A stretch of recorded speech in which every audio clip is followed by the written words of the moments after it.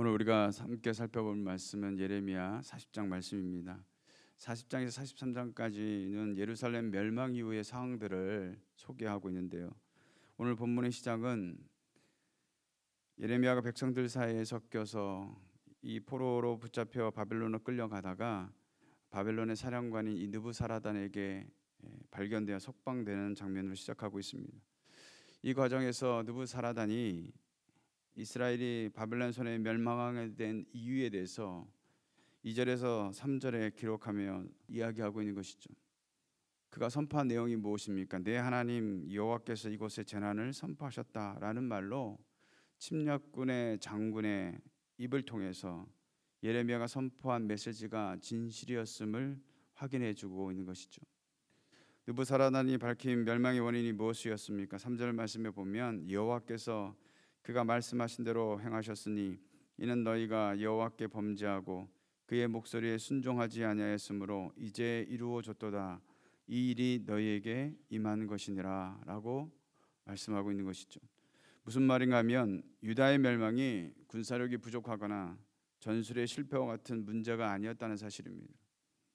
느부사라단이 밝힌 대로 여호와께 범죄하고 말씀에 대해서 불순종했기 때문임을 명확하게 짚고 있는 것이죠.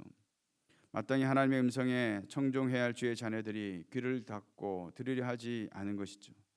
그럼에도 하나님은 말씀하시고 또 말씀하신 대로 반드시 성취하심을 이방인의 입을 통해서 다시 한번 확인시켜주고 계신 것입니다. 사랑하는 성도 여러분, 하나님의 말씀에 대하여 내가 듣고 싶지 않는다고 해서 끝날 문제가 아니라는 것이죠. 왜냐하면 내가 외면한다고 해서 하나님의 말씀이 없어지는 것도 피할 수 있는 것도 아니기 때문에 그렇습니다. 적어도 하나님의 자녀가 되었다면 하나님의 말씀 앞에 귀를 기울려는 그러한 자세를 갖는 것이 당연한 것이죠. 그러기에 저와 여러분이 말씀 앞에 어떤 태도를 가져야 하는가, 정말 말씀을 듣고 묵상하다가 또는 기도하는 중에 사람의 환경을 통해서 우리에게 말씀하시는 주의 음성에 적극적으로 반응해야 될 줄로 믿습니다. 그리할 때 하나님의 뜻을 깨닫고 순종하는 삶을 살게 되는 줄로 믿습니다. 4절과 5절을 보면 느부사라단은 예레미야에게 두 가지 길을 제시하고 있습니다. 그 중에 한 길을 선택하라고 제안하고 있는 것이죠. 그 첫째는 예레미야에게 자신이 그 삶을 보장할 테니 바벨론으로 가서 살자라는 것이죠.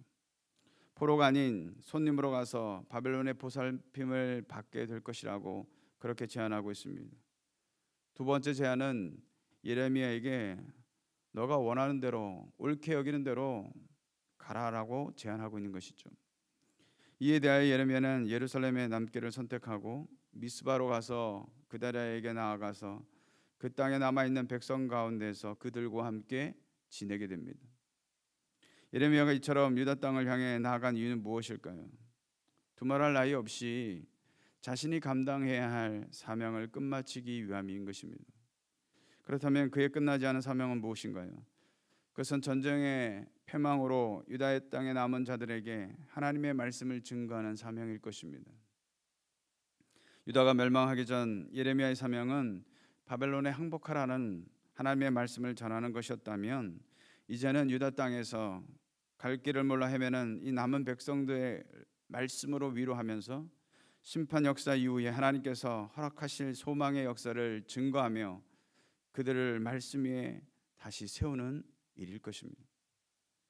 이러한 사명이 자신의 안락과는 거리가 먼 일이었지만 일신의 안위를 생각하지 않고 남겨진 사명을 다하기 위해서 느부사라단의 이 호의적인 제안을 거절하고 사명의 땅인 유다를 향해서 발길을 옮긴 것입니다. 사랑하는 성도 여러분, 우리는 사명이란 말을 쉽게 생각하고 말할 때가 많이 있습니다. 사명이라는 것은 사실 목숨을 걸고 감당해야 할 일이 사명인 것이죠. 그런데 우리가 생각하는 사명은 실제로 보면 그렇지가 못하다는 것이죠. 그러기에 어떤 이들은 사명을 감당하다가 중도에 포기해버리는 것을 많이 보게 됩니다. 문제는 사명을 감당하다가 중도에 포기하는 것에 대해서 사명의 길을 자신이 자의적으로 선택할 수 있는 것이라고 생각하고 있다는 것이죠. 그러나 성경이 말한 사명자를 보면 그들은 사명을 감당하되 생명의 위협까지도 불사하고 자신의 직무를 끝까지 충성하는 것을 우리는 보게 됩니다.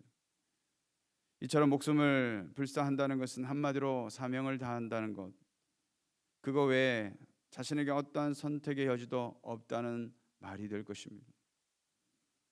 예레미야 역시 유다의 남은 자들이 하나님의 말씀이 진리였음을 확인했기에 끝까지 하나님을 신뢰하지 못했던 그들에게 하나님의 말씀으로 다시금 회복해 하려는 사명을 감당하고자 했다라는 것이죠.